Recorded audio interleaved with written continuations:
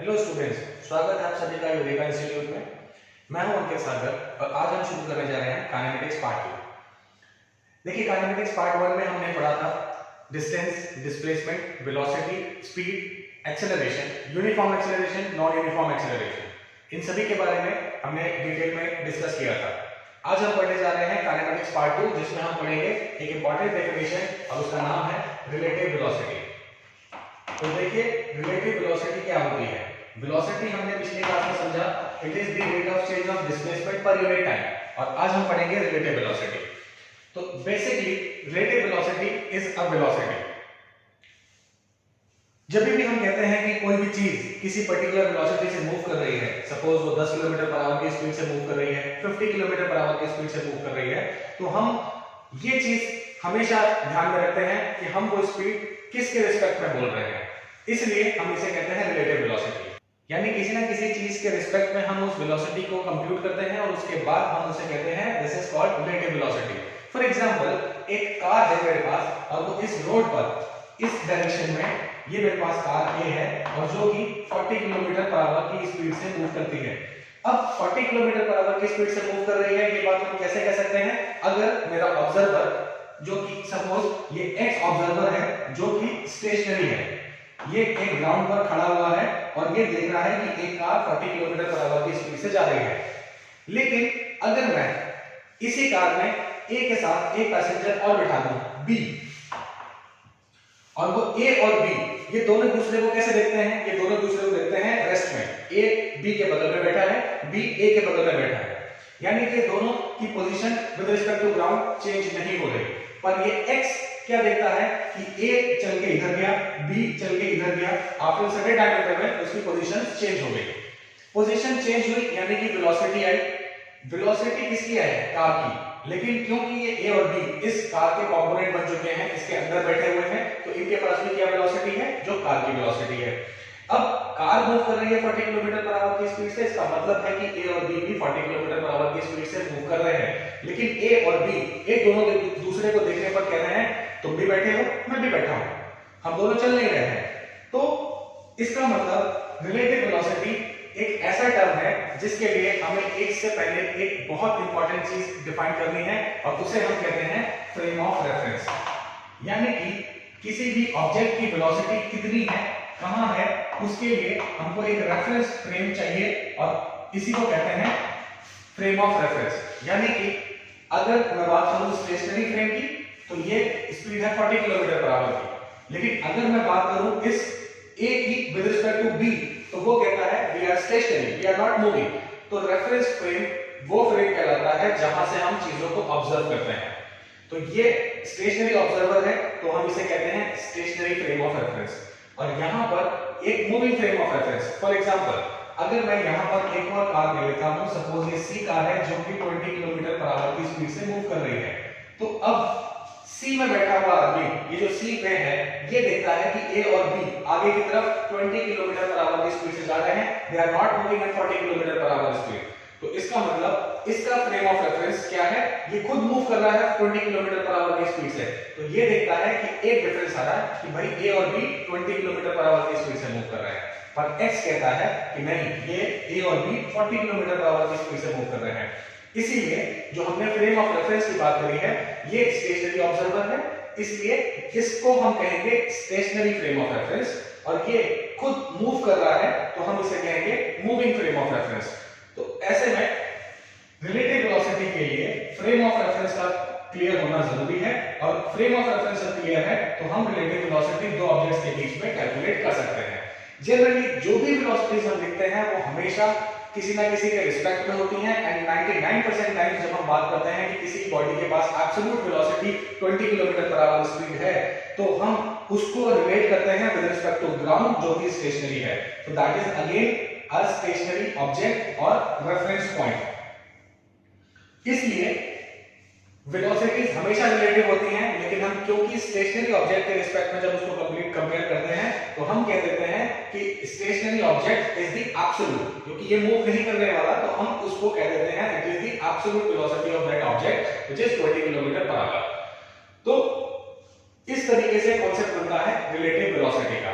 For example, अगर एक object A है और ये मूव कर रहा है सर्टेन वेलोसिटी va, एक ऑब्जेक्ट ये b है और ये वेलोसिटी से मूव कर रहा है लेट्स से vb, तो इन दोनों के बीच में अगर ये va इक्वल टू vb है तो ये दोनों के बीच का जो डिस्टेंस है दैट विल बी मेंटेन।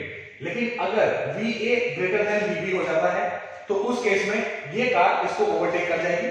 अगर vb ग्रेटर देन va है तो ये आगे चलती चली जाएगी और ये इसके रिस्पेक्ट में ऐसा लगेगा कि पीछे छूट जा रही है, यानी कि इसकी स्पीड आगे है तो बढ़ती जाएगी और ये रुक जाएगी इसके रिस्पेक्ट में, लेकिन ये मूव तो कर ही रही है। तो इसका मतलब एक रिलेटिव वेलोसिटी आती है और उस रिलेटिव वेलोसिटी की वजह से इनके बीच का डिस्टेंस चेंज होता है। तो अगर मैं इनके बीच का एक रिलेटिव वेलोसिटी लिखूं, रिलेटिव वेलोसिटी लिखने का तरीका देखिए। रिलेटिव वेलोसिटी अगर मुझे a की निकालनी है, किसके रिस्पेक्ट में निकालनी है? b के, तो मैं लिखता हूं va माइनस vb इस तरीके से। अगर मैं रिलेटिव वेलोसिटी b के बारे में लिखता हूं vb with respect to a, it will be like vb minus va। अब अगर मैं बात करता हूं कि स्टेशनरी फ्रेम ऑफ रेफरेंस में, जिसकी हमने बात की है, स्टेशनरी फ्रेम ऑफ रेफरेंस में इनकी वेलोसिटीज अगर मुझे लिखनी है तो अगर मैं ऐसे लिखता हूं कि velocity of a with respect to ground, ये देखिए, so this is equal to va minus vg, और vg क्या है? ग्राउंड की velocity is 0, so this term is 0, it will be absolute velocity. We can write that this is the absolute velocity. Similarly, with respect to ground, अगर मैं v की velocity लिखता हूं, so it will be like vb minus vg and this is equal to vb. So this is again the absolute velocity of the v with respect to ground. और ये क्या है? This is the relative velocity. These terms are relative velocities.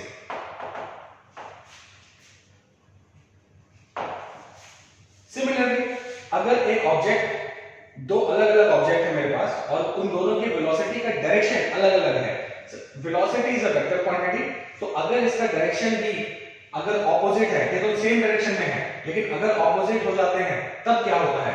For example देखिए, मेरे पास ये ए object है जो कि इस तरफ मूव कर रहा है विद सर्टेन वेलोसिटी va, और ये मेरे पास ऑब्जेक्ट है बी जो कि इस तरफ मूव कर रहा है विद सर्टेन वेलोसिटी vb। तो अब की बात, दोनों वेलोसिटीज का डायरेक्शन अलग अलग है, और क्योंकि हमें पता है velocity is a vector quantity, we have to consider the direction as well. That means कि अगर मैं इस केस में यहां पर ये रिलेटिव वेलोसिटी का टर्म लिखना चाहता हूं, तो देखिए रिलेटिव वेलोसिटी कहलाती है इस केस के लिए कि va with respect to b is equal to, अब क्योंकि दो चीजें अपोजिट डायरेक्शन में दिख रही हैं मुझे, तो मैं यहां पर साइन कन्वेंशन का इस्तेमाल करता हूं, और साइन कन्वेंशन से suppose this direction is positive, then this direction will be negative. ये इसको मैं इजीली डेजिग्नेट कर सकता हूं। तो अगर a की रिलेटिव वेलोसिटी लिखनी है विद रिस्पेक्ट टू b, तो मैं लिखूंगा va एंड माइनस। अब ध्यान देना है कि va माइनस में लिखना है मुझे vb की वेलोसिटी, और इसका डायरेक्शन कैसा है? नेगेटिव, तो it will be like minus of vb। तो ये क्या हो जाएगा? va plus vb। Relative velocity इन दोनों के बीच की हो जाएगी va प्लस vb, और अगर मैं velocity of v with respect to a ये लिखना चाहूं, सो ये देखिए negative of vb and minus this is positive of va, so like this, so it will be minus of vb plus va, it will be like this. तो ये negative direction show करता है कि इन दोनों के बीच का, अगर मैं यहां से रिलेटिव वेलोसिटी देख रहा हूं तो इधर की तरफ बढ़ती हुई दिख रही है, ऐड होती हुई, और यहां से देख रहा हूं तो इस तरफ ऐड होती हुई दिख रही है मुझे। इसका मतलब ये है रिलेटिव वेलोसिटी का भी कि अगर सामने वाली स्पीड 20 किलोमीटर पर आवर की है, मेरी स्पीड 10 किलोमीटर पर आवर की है इस डायरेक्शन में, सामने वाला 20 किलोमीटर पर आवर की स्पीड से आ रहा है, तो हम दोनों का जो बीच का डिस्टेंस है वो जल्दी कवर होगा। क्यों? क्योंकि हमारे बीच की जो रिलेटिव वेलोसिटी है वो 30 किलोमीटर पर आवर की हो गई, और जो हमारे बीच की जो दूरी है ये कवर होगी इस रिलेटिव स्पीड से जो कि ज्यादा है। सिमिलरली अगर मैं सेम डायरेक्शन में मूव कर रहा हूं तो ये जो डिस्टेंस कवर्ड है ये कवर होगा रिलेटिव वेलोसिटी से, और वो इन दोनों के डिफरेंस से होगा जो कि कम आएगा।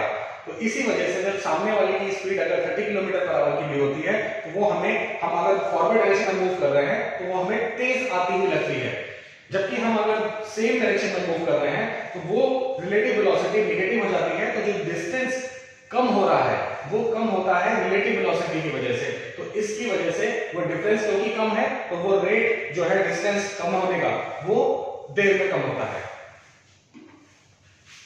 तो इसका मतलब यह है कि रिलेटिव वेलोसिटी के केस में अगर मुझे टाइम की कैलकुलेशन करनी है तो the time taking to complete these two objects,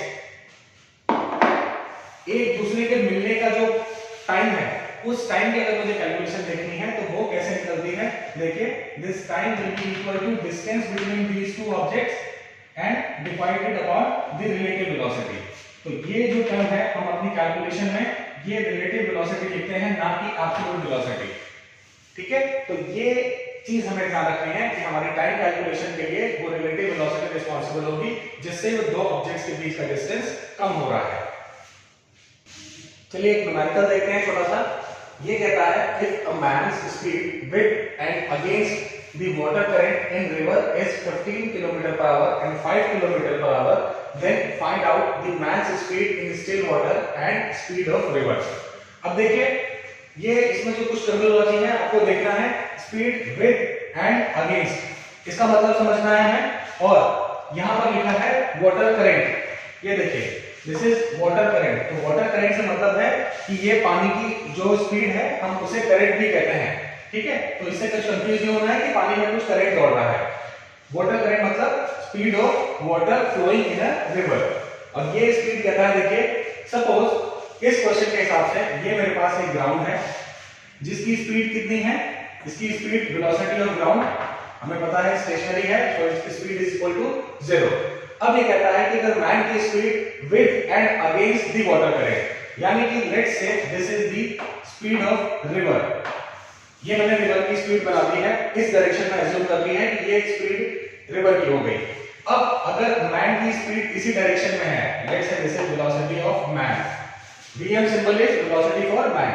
अगर velocity of man is in direction of velocity of river, then with के साथ 15 किलोमीटर पर आवर की स्पीड है, यानी कि ये इक्वेशन कहता है that vm and plus vr equal to 15। अब देखिए इक्वेशन नंबर 1 मैं इसको इसलिए कह रहा हूं क्योंकि रिवर भी इसी डायरेक्शन में मूव कर रही है, मैन भी इसी डायरेक्शन में फ्लो कर रहा है, तो इन दोनों की रिलेटिव वेलोसिटी ये देखिए मुझको 15 दी हुई है। देखिए मैंने यहाँ पर vm plus vr equal to 15 लिखा है और आप कह सकते हैं कि दोनों वेलोसिटीज का डायरेक्शन एक है तो आपने vm minus vr क्यों नहीं लिखा।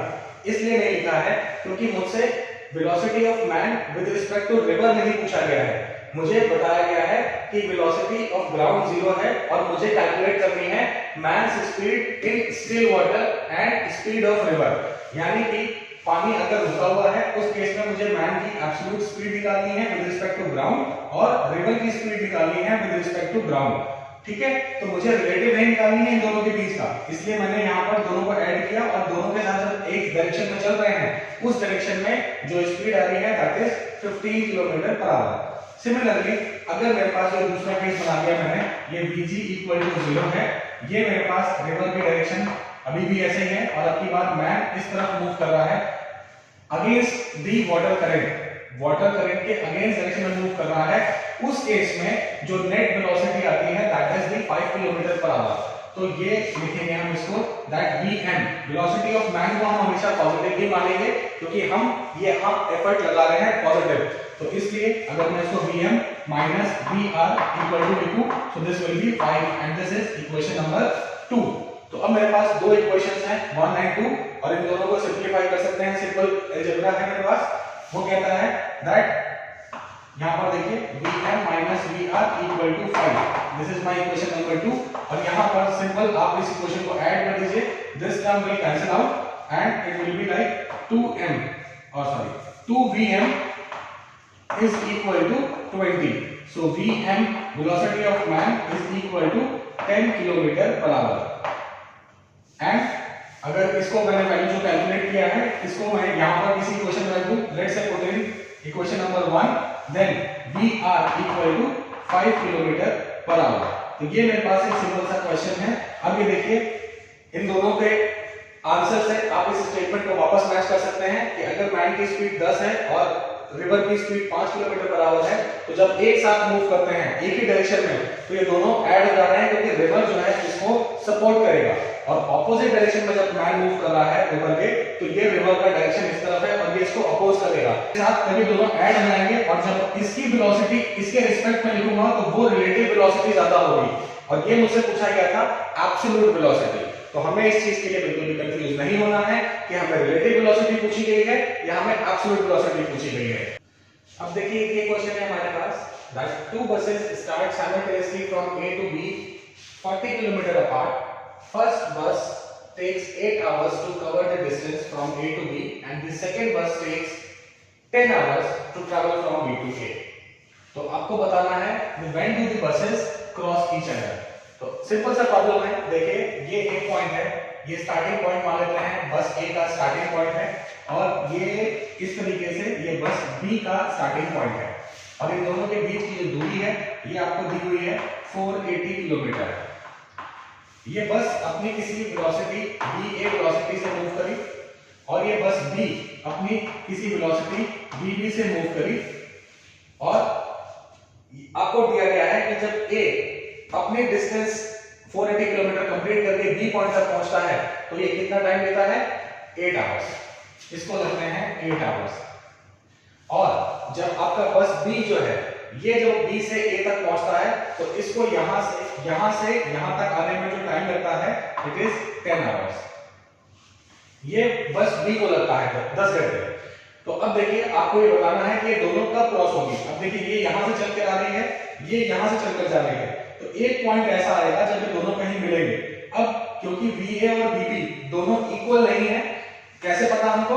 क्योंकि देखिए ये ज्यादा टाइम ले रहा है, ये कम टाइम ले रहा है, इसका मतलब कहीं VA ज्यादा होगा इससे, तो मे बी वो कहीं यहाँ मिलेगा, यहाँ मिलेगा, यहाँ मिलेगा। हम एक गेस कर सकते हैं क्योंकि इसकी स्पीड ज्यादा है, क्योंकि ये कम टाइम ले रहा है, तो इस हाफ पॉइंट से आगे कहीं मिलेगा, ये हम एक गेस कर सकते हैं। लेकिन एग्जैक्ट लोकेशन अगर हमको कैलकुलेट करना है तो उसके लिए हम सिंपल रूल्स फॉलो करेंगे और वो पॉइंट निकाल सकते हैं। तो सबसे पहले देखिए हम इसमें रिलेटिव वेलोसिटी लिखते हैं। अगर रिलेटिव वेलोसिटी तो VA with respect to B is equal to VA minus and minus of VB। तो ये है वो रिलेटिव वेलोसिटी जिससे ये डिस्टेंस दोनों के बीच का कवर हो रहा है। क्लियर? तो VA B यानी कि दोनों के बीच की relative velocity is VA minus और माइनस ऑफ VB, क्योंकि let us I have assume this direction as positive, तो इसलिए ये डायरेक्शन क्या हो जाएगी नेगेटिव। तो यहां से मुझे मिल जाता है that VA and plus VB is relative velocity. अब देखिए 480 kilometre per hour, 480 kilometre distance को ट्रैवल करने के लिए 8 घंटे लेता है। तो velocity of A is equal to distance upon time। So from here you get this 60 km per hour की speed, right? And what is for VB? VB आपसे कहता है कि आपको ये डिस्टेंस कवर करने के लिए 10 आवर्स लगते हैं। So this is 480 divided by 10, it is equal to 48 km per hour। तो इन दोनों के बीच की रिलेटिव वेलोसिटी कितनी हो गई? VA plus VB, यानी कि यहां से आपको मिल जाता है 108 किलोमीटर पर आवर की स्पीड। ये वो डिस्टेंस, इस स्पीड से वो डिस्टेंस कवर होगा। अब अगर आपको कोई टाइम निकालना है, time is equal to distance, और हमने देखा है कि जब रिलेटिव वेलोसिटी का टर्म आता है तब उस केस में जो डिस्टेंस ट्रैवल्ड है उसको कैसे कंप्लीट हम लोग कैलकुलेट करते हैं with respect to relative velocity. So ये वो टाइम है जिससे ये डिस्टेंस कवर होगा दोनों के बसेस के मिलने का। तो यहां से हम ये टाइम निकाल लेते हैं। The distance is 480 and this is 108। So from here you get the time and that is equal to 40 upon 9 hours। Now if you want to calculate the point at which they meet, then the distance covered, let's say this point is x, जहां पर ये दोनों meet करेंगे, तो distance traveled by car A in this particular time, इस time में वो कितना डिस्टेंस ट्रैवल करेगा, क्योंकि इसको भी उतना ही टाइम लगेगा जब ये दोनों मीट करेंगे। उतने टाइम में ये भी अपने डिस्टेंस चल चुका होगा, ये भी अपना डिस्टेंस चल चुका होगा, तो मेरे को रिलेटिव वेलोसिटी से मैंने वो टाइम निकाल लिया है, यानी कि अगर मैं बोलता हूं कि 40/9 आवर्स में इसका डिस्टेंस जितना चला होगा ये उतना ही डिस्टेंस चला होगा, दोनों का पॉइंट मुझे मिल जाएगा। तो सिमिलरली अगर मैं कहूं तो distance travelled, distance for A अगर मैं कैलकुलेट करूं तो this is equal to velocity of A into 40/9 and this is equal to 60 into 40/9। इसको कैलकुलेट करेंगे आपको वो डिस्टेंस पॉइंट मिल जाएगा, कहां पर ए ने कितना डिस्टेंस क्लियर कर चुका है, कितने किलोमीटर, ये जो भी वैल्यू है आपकी ये मिल जाएगी। And similarly distance for B, this is equal to vb into and 40/9 and this is equal to 48 into 40/9। तो ये दोनों पॉइंट्स आपको बताते हैं कि ए ने कितना डिस्टेंस ट्रैवल किया है और बी ने अपनी इनिशियल पोजीशन से कितना डिस्टेंस ट्रैवल किया है जब ये दोनों एक दूसरे से मिले हैं। अब देखिए काइनेमेटिक्स में हम नेक्स्ट टॉपिक देखते हैं रिवर प्रॉब्लम्स। कॉम्पिटिटिव एग्जाम्स में इस पर से बहुत सारे क्वेश्चंस पूछे जाते हैं, इसलिए हमें कुछ टर्मिनोलॉजीज भी समझनी होगी। एक आता है डाउनस्ट्रीम और एक होता है अपस्ट्रीम।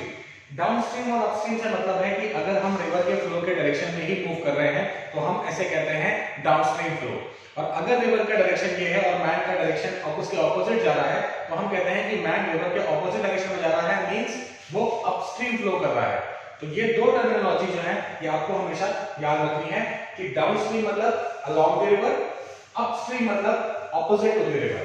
तो सिमिलरली इन दिस कंटिन्यूएशन मेरे पास सपोज ये एक रिवर है जिसके बीच की ये जो दूरी है इसकी ऑपोजिट एंड्स की, let's say this thickness is d, ये रिवर की चौड़ाई है।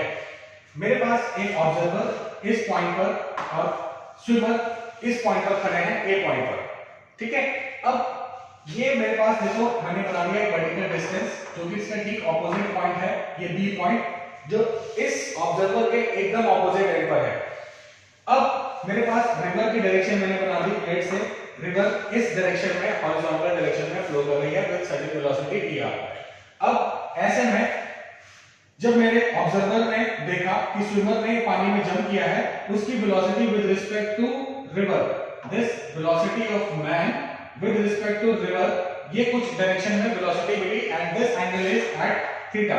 अब इन दोनों का एक रिजल्टेंट देखिए, इन दोनों का रिजल्टेंट हम कैसे कैलकुलेट करते हैं, बाय अ पैरेललोग्राम लॉ। और यहां से ये जो रिजल्टेंट आता है इन दोनों को ज्वाइन करने वाला, this is called velocity of man with respect to ground. ये इसको दिखता है कि वेलोसिटी ऑफ मैन एग्जैक्टली यहां पर ऐसे है और ये जब पहुंचेगा अपने दूसरे ऑपोजिट एंड पर तो कुछ चलकर ये यहां इस सी पॉइंट तक पहुंचता है। अब देखिए इसने जंप कहां किया, जंप किया इधर, पहुंचा कहां, यहां जाना था उसको, यहां पहुंच गया यहां, मतलब वही बात है कि पहुंचना था जापान, पहुंच गया चीन, ठीक है। तो ये जो डिस्टेंस कहलाता है दिस इज कॉल्ड ड्रिफ्टिंग। ये ड्रिफ्टिंग मतलब होता है बह जाना। ये जो स्विमर है वो पानी के फ्लो की वजह से जाना था जापान, पहुंच गया चीन, ठीक है। तो इस तरीके से ये फ्लो हुआ है। अब सपोज ये मेरा रिजल्टेंट है, this is the absolute velocity of man, this is the river velocity. तो अब देखिए फ्रॉम वेक्टर कैलकुलेशन हम इसको ले सकते हैं इस तरीके से, देखिए vm, जो vm रिजल्टेंट है that is equal to vmr and plus vr। ये इस तरीके से वेक्टर फॉर्म में लिख सकते हैं। और अगर ये एंगल थीटा है तो हम इसे लिख सकते हैं, देखिए इस तरीके say that vmr and cos theta i and plus vmr sin theta j। ये देखिए यूनिट वेक्टर्स के टर्म में लिख दिया मैंने, ये इस तरीके से एंड प्लस vr, ठीक है। तो अब देखिए ये मेरे पास टोटल वेलोसिटी आती है जो फाइनल मैन की है विद रिस्पेक्ट टू ग्राउंड। तो अगर मैं इसमें देखूं तो ये vmr cos थीटा, और ये इसको मैं यूनिट वेक्टर के टर्म्स में लिखूं अगर, सो this will be like this, तो vr इन x डायरेक्शन, देखिए ये वाली। तो टोटल वेलोसिटी जिससे वो इस x डायरेक्शन में, मैं इसका रेफरेंस एक्सिस भी बना देता हूं, let's say this is my x axis and this is my y axis.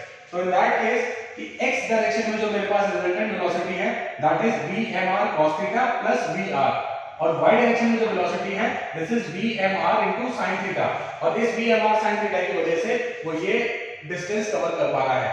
ये जो ड्रिफ्ट कंप्लीट हो रही है ये ड्रिफ्ट किसकी वजह से कंप्लीट हो रही है, x डायरेक्शन की वेलोसिटी से, और ये जो डिस्टेंस कवर हो रहा है, ये डिस्टेंस कवर हो रहा है y डायरेक्शन की वेलोसिटी से। तो y डायरेक्शन की वेलोसिटी है मेरे पास vmr इनटू sin थीटा। तो अब अगर मेरे से पूछा जाता है कि ये जो डिस्टेंस है रिवर का, इस डिस्टेंस को कवर करने के लिए मेरे पास जो टाइम होना चाहिए, that time to cover the river is equal to distance, तो देखिए डिस्टेंस अपॉन स्पीड। अब डिस्टेंस कितना है, देखिए डिस्टेंस मेरे को कौन सा कवर करना है, वर्टिकल डायरेक्शन में अगर कवर करना है तो ये लिया मैंने d डिस्टेंस, और इस डायरेक्शन में जो वेलोसिटी है, जो स्पीड आ रही है मेरी डिस्टेंस के डायरेक्शन में ही, वो कितनी है, वो है मेरी, ये देखिए vmr sin थीटा। तो यहां पर मैंने लिख दिया इसको vmr इनटू sin थीटा। तो ये है वो मेरा टाइम कैलकुलेशन कि कितने टाइम में ये इस डिस्टेंस को इस वेलोसिटी से कंप्लीट करेगा, तो इतना टाइम इसको लगेगा।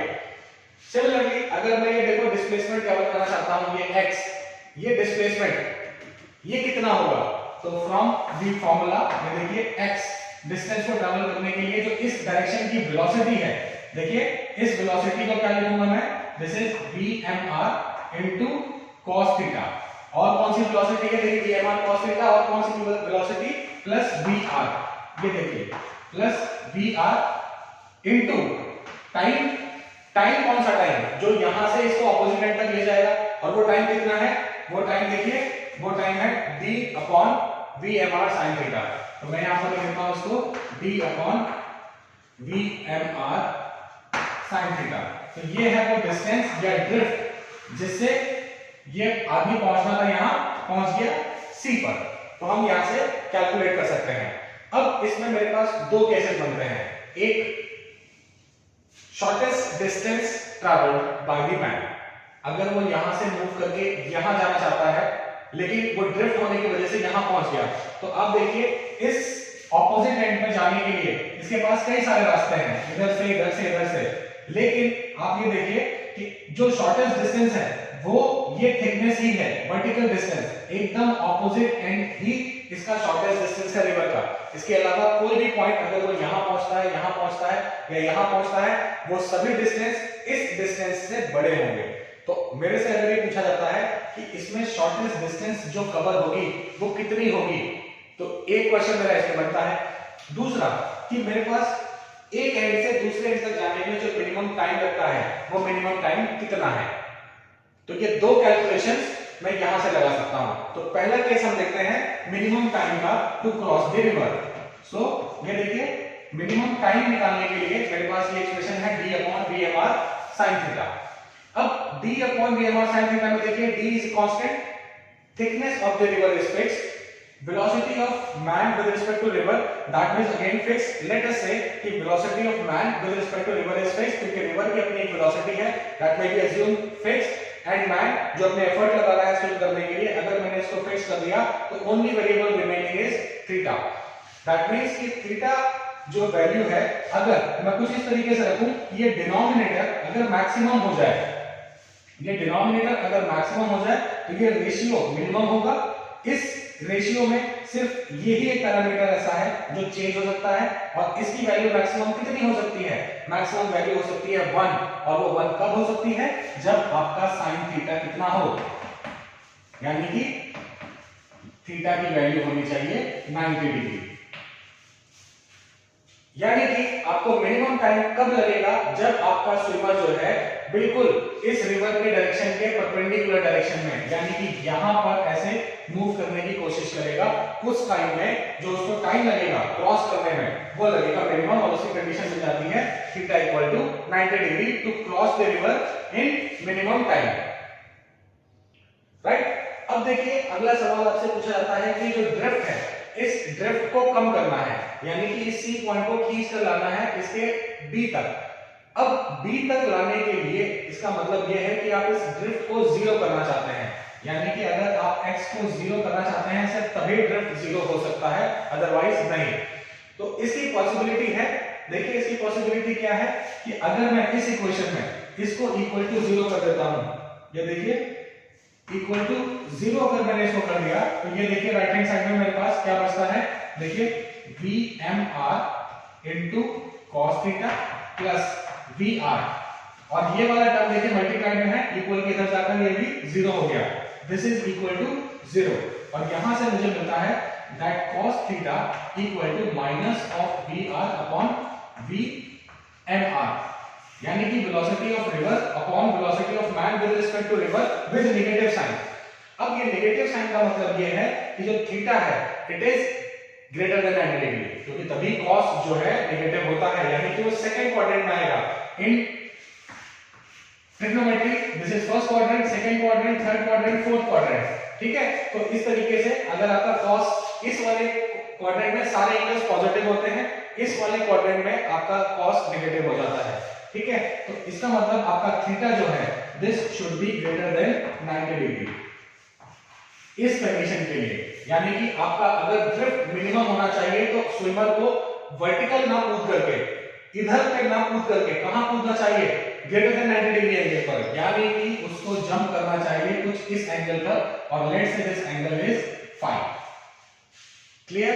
तो अगर उसको कुछ 90 डिग्री से इस ज्यादा एंगल पर कुछ यहां अगर कूदता है तो ऐसे में इस ड्रिफ्ट की वजह से, ये देखिए ड्रिफ्ट कहां जा रहा है, दिस इज वी आर, और ये है velocity of man with respect to river, ठीक है, velocity of man with respect to river, ये है वेलोसिटी ऑफ रिवर, तो इन दोनों का रिजल्टेंट ये बन के जाता है और वो कहां पहुंचता है, बी पॉइंट पर। तो इस तरीके से हम ये कैलकुलेट करते हैं और हमें मिलता है कि थीटा ग्रेटर देन 90 डिग्री होना चाहिए। इसका मतलब ये है कि यहां पर देखिए ये जो वैल्यू है दिस वैल्यू इज नेगेटिव, ये देखिए cos थीटा नेगेटिव, यहां पर अगर मैं इसको लिखूं cos theta equal to minus of this value, so this value is equal to minus of 1, so I can write that VR upon VMR equal to -1, और I must say that कि अगर ये केस है कि ये case possible होना चाहिए कि ड्रिफ्ट 0 होना चाहिए, उस केस के लिए मुझे मिलता है that velocity of man with respect to river should be greater than velocity of river, ठीक है। अगर ऐसा नहीं होगा तो आपका ये ड्रिफ्ट 0 नहीं होगा, क्लियर। तो ये आपको ध्यान रखना है कि आपकी जो मैन की वेलोसिटी है that should be greater than the river velocity. चलिए रिवर प्रॉब्लम पर एक क्वेश्चन देखते हैं। ये कहता है a man can swim at a speed of 3 km/h in still water. He wants to cross a 500 meter wide river flowing at 2 km/h। एक नदी है जो कि ये देखिए इसकी थिकनेस आपको दी है, दिस इज 500 मीटर्स, राइट, और it is equal to 1.2 kilometre, इस तरह का डिस्टेंस रिवर का है। और इसमें कहता है कि मैन की स्पीड है 3 km/h in still water and he wants to cross this river which is flowing at 2 km/h। तो ये रिवर की स्पीड यहां पर मैंने बना दी, दिस इज दी वीआर आपको गिवन है, it is 2 km/h and he keeps himself always at an angle of 120 degree with the river flow। अब रिवर फ्लो का डायरेक्शन देखिए यहां पर मैंने बनाया है, तो इससे 120 डिग्री एंगल पर मैन अपने आप को रखता है, यानी कि ये एंगल कुछ ऐसा बनता है, ये है velocity of man with respect to river, और ये एंगल हो गया मेरा 120 डिग्री, यानी कि ये एंगल कितना हो सकता है, दिस इज 30 डिग्री। ये देखिए ये एंगल 30 डिग्री हो जाएगा क्योंकि ये 90 डिग्री होता है। तो ये मेरा velocity of man with respect to river है, ये वेलोसिटी ऑफ रिवर है, तो velocity of man with respect to ground कुछ ये रिजल्टेंट आ सकता है, velocity of man with respect to ground which making certain angle theta with respect to river. तो ये मेरे पास कंडीशन आती है। अब मुझसे पूछा जाता है कि find the time it takes to cross the river, यानी कि क्रॉस करने का मतलब यह है कि ए से ये बी एंड तक पहुंचना है, not exactly point B but इस एंड पर पहुंचना है, मैं एंड की बात कर रहा हूं। तो यहां से इस एंड तक जाने के लिए इसको कितना टाइम लगेगा, this is the vertical distance, and at what position और point on the ground the bank on the opposite side he will arrive, यानी कि ये यहां पहुंचेगा, यहां या कहां पर पहुंचेगा, ये सी पॉइंट पर पहुंचेगा या बी पर पहुंचेगा, इस चलने के बाद ये हमको कैलकुलेट करना है सेकंड पॉइंट में। तो जरा देखते हैं पहले हमको निकालना है time it takes to cross the river. अब टाइम किस डायरेक्शन में निकालना है, इसको रिवर को क्रॉस करना है, यानी कि ए से बी डायरेक्शन तक जाना है, तो हम डिस्टेंस कौन सा लेंगे, ये वाला डिस्टेंस, और टाइम भी हम कौन सा लेंगे, ये वाला। तो वेलोसिटी भी कौन सी होनी चाहिए, इस डायरेक्शन की वेलोसिटी। तो इसका मतलब हम देखते हैं velocity in Y direction of man with respect to ground. ये देखिए वीएमजी किस डायरेक्शन में चाहिए आपको, इस वर्टिकल डायरेक्शन में, यानी कि वाई डायरेक्शन की एनालिसिस करनी है हमको। ये देखिए, और मैं डायरेक्शन के एक्सिस बना दे रहा हूं, this is X axis and this is Y axis. तो उस केस में वीएमजी का कौन सा एंगल है इस तरफ, इस angle is sin theta, this is equal to, ये देखिए VMR का कौन सा वेलोसिटी इधर की तरफ जा रहा है, VMR इनटू cos 30 एंगल। जरा ध्यान से देखिएगा इसको, VMR into cos 30 degree angle दिया है मुझे 120 डिग्री एंगल्स का। 120 डिग्री कहां से, 120 डिग्री देखिए यहां से दिया है।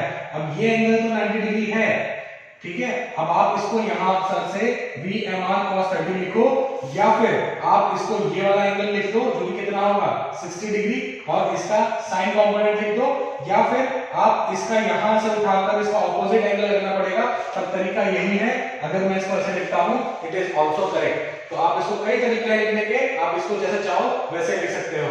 सो this is the velocity in Y direction VMR plus, ये भी तो इसकी तो वेलोसिटी होगी इस डायरेक्शन में, लेकिन ये हॉरिजॉन्टल मूव कर रहा है, तो प्लस क्या हो गया, 0, ठीक है। रिजल्टेंट वेलोसिटी है ना, ठीक है। तो ये यहां से मुझे मिलता है, देखिए VMR कितना गिवन है मुझको, VMR गिवन है 3 kilometre per our into cos 30 is √3/2। तो ये मेरे पास वेलोसिटी किसकी आ गई, VMG sin थीटा की, और कौन सा डायरेक्शन में, वर्टिकल डायरेक्शन में। अब टाइम निकालना है मुझको, तो time is equal to distance in Y direction upon speed या वेलोसिटी इन वाई डायरेक्शन, ठीक है। तो ये देखिए ये दोनों वाई डायरेक्शन के रिस्पेक्ट में मुझे लिखने हैं, क्योंकि टाइम भी मुझे किसके लिए निकालना है, क्रॉस करने के डिस्टेंस में निकालना है। तो अब डिस्टेंस कितना है, देखिए डिस्टेंस है 1/2, देखिए हाफ किलोमीटर दिया हुआ है मुझे, और वेलोसिटी निकाल दी मैंने 3 into √3/2। तो यहां से मुझे मिल जाता है दिस इज 1/3 √3 आवर। ये देखिए ये मेरे पास आ गया time to cross this river. अब सेकंड पार्ट में मुझे कहता है एट व्हाट पोजीशन और point on the opposite bank it will arrive, यानी कि मुझे निकालना है x, यानी कि निकालना है वो ड्रिफ्ट की वैल्यू, यानी कि वो C पॉइंट निकालना है। तो उसके लिए मुझे क्या चाहिए होगा, देखिए ये यहां से यहां तक जो मूव करा है, ये इस वेलोसिटी के इस x कंपोनेंट की वजह से किया होगा। तो मैं क्या लिख सकता हूं, यहां पर लिखूंगा v x कंपोनेंट क्या है वेलोसिटी का, देखिए vmg एंड cos थीटा, इसका ये वाले कंपोनेंट की वजह से ये ड्रिफ्टिंग हुई है, ये डिस्टेंस चेंज हुआ है, and this is equal to, ये देखिए ध्यान से, इट इज इक्वल टू, इसका एक कंपोनेंट आएगा कहां, ये देखो इस डायरेक्शन में कंपोनेंट होगा, ये पॉजिटिव डायरेक्शन माना है, ये कौन सा डायरेक्शन है, नेगेटिव। तो ये क्या हो जाएगा, it is minus of VMR into sin 30। ये देखिए अगर मैं इस एंगल के रिस्पेक्ट में लिखता हूं तो ये क्या हो जाएगा, ये, या फिर मैं इसे लिख सकता हूं minus VMR and cos 60, both are same thing, ठीक है। तो ये दोनों चीजें ध्यान रखनी है। वेलोसिटी कहां लेनी है मुझको, डिस्प्लेसमेंट को भी देखो ये ऐसे कूद रहा है, और रिजल्टेंट कहां जा रहा है, देखिए इस तरफ, तो यहां से इधर की तरफ ही मूव करेगा, ये इस पॉइंट से इधर नहीं आएगा, ठीक है। तो अब ऐसे में यह कंडीशन में आपको ये वेलोसिटी कंपोनेंट्स का कहां जा रहा है, नेगेटिव। आपको कौन सा निकालना है, राइट साइड में, तो ये साइन कितना आ जाएगा, minus of V of MR and into sin 30। अब देखिए इस डायरेक्शन में एक और वेलोसिटी आपको मेंशन है, और वो क्या है, VR which is 2 kilometre per our in positive direction. तो ये हो जाएगा प्लस VR। तो यहां से आपको वैल्यू मिल जाती है, देखिए minus VMR is 3 into 1/2 and plus 2। तो यहां से आपको ये वेलोसिटी मिल जाती है x डायरेक्शन की वेलोसिटी। अब आपको डिस्प्लेसमेंट निकालना है। डिस्प्लेसमेंट निकालने के लिए आपके पास क्या है, देखिए वेलोसिटी एंड द टाइम। तो इसको सॉल्व करिए, ये आपके पास देखिए कितना आता है, this is equal to 1/2, right. ये देखिए 3/2 एंड दिस इज +2, तो ऐसे हम लेंगे 4 हो जाएगा, -1 -3, so this is 1/2, right. So velocity in X direction is 1/2 kilometre per hour. अब आपको निकालना है डिस्टेंस इन एक्स डायरेक्शन और ड्रिफ्ट या कि पॉइंट सी निकालना है आपको। So that will be equal to the speed into time. अब स्पीड कितनी आई है 1/2 और टाइम कितना है 1/3√3। So this will be equal to 1/6√3 kilometre, और sorry yes kilometre is the correct answer. So this is all in kinematics lecture 2, and in next class we will start with the projectile motion. Thank you very much.